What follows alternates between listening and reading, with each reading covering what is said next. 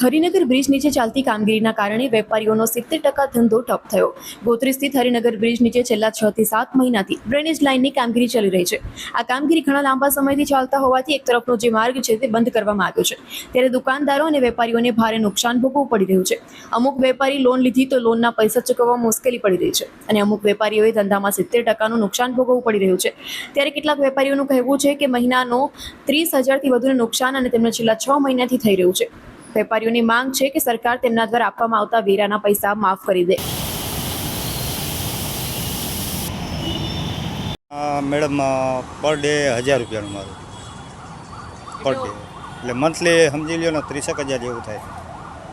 શું કહેશો, આજે કામ ચાલી રહ્યું છે તેના કારણે કઈ કઈ પ્રકારની સમસ્યાઓ રહી છે? સમસ્યા તો ધંધામાં ડિસ્ટર્બ થાય છે મેડમ. વહેલો તકે પૂરું થાય એટલી અમારી માંગ છે, બીજું કાંઈ નહીં. આગળ શું કહેશો, પાલિકાને જેટલું પણ નુકસાન થયું છે તેના માટે? અમે લોકો તો શું કહી શકીએ મેડમ, જ્યાં અમારું આવે હું તો બોલીએ. બોલો. કસ્ટમર્સ આવે છે કે નહીં આવતા આના કારણે? કસ્ટમર 50% આવે, 50% મિસ થાય. રસ્તા એ તો શ્યોર છે ને, રસ્તાના હિસાબે મિસ થવાના જ છે. જગ્યા ન હોય પાર્કની, આવવાની જગ્યા ન હોય તો શું કરવાનું? આ કામના કારણે અવરજવરમાં પણ નુકસાન થઈ રહ્યું છે? થઈ જ રહી, પાર્ક બધી રીતે નુકસાની છે. શું નામ છે તમારું? અરવિંદ. અમારે બહુ 70% જેટલું ધંધો બંધ જ થઈ ગયો છે. અને અમારે કેવું થયું છે કે હોર્મુઝનું જે યુદ્ધનું આવ્યું ને, એટલે બધા સામે વેપારીઓએ અમને 30% વધારો આવશે એવું કરી અને અમે લોન લઈ લીધી માલ ભરાવા. અને જેવી અમે લોન લીધી 7-8 લાખની, એવું આમણે ખોદવાનું ચાલુ કરી દીધું. એટલે અમારે તો લોન બી માથે પડી, ઉપરથી છોકરાઓનો પગાર, લાઇટ બિલ બધું જ. અને ધંધો તો 70% આખો જ ઉતરી જ ગયો, લોકો આવતા જ બંધ થઈ ગયા. એટલે અમને ઘણો બધો ફરક પડ્યો. અમારી લોનનું વ્યાજ ચાલુ થઈ ગયું, ઉપર ખર્ચા વધેલા હતા અને ધંધો બંધ. તો આ પાલિકાને એટલું ધ્યાન રાખવું જોઈએ કે વ્યાજ માફ કરી દે જો આ કામ ચાલી રહ્યું છે આટલા સમયથી?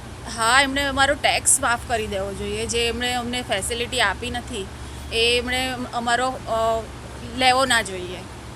ઓકે, અને આજે અવરજવરમાં પ્રોબ્લેમ થઈ રહી છે એના વિશે શું કહેશો?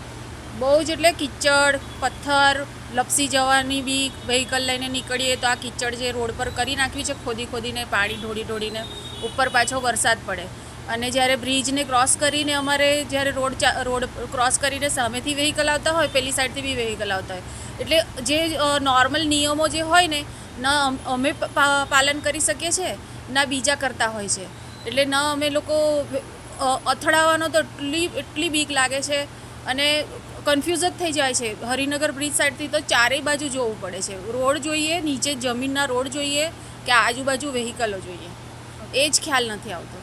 શું નામ છે તમારું? સ્મિતા રાજ.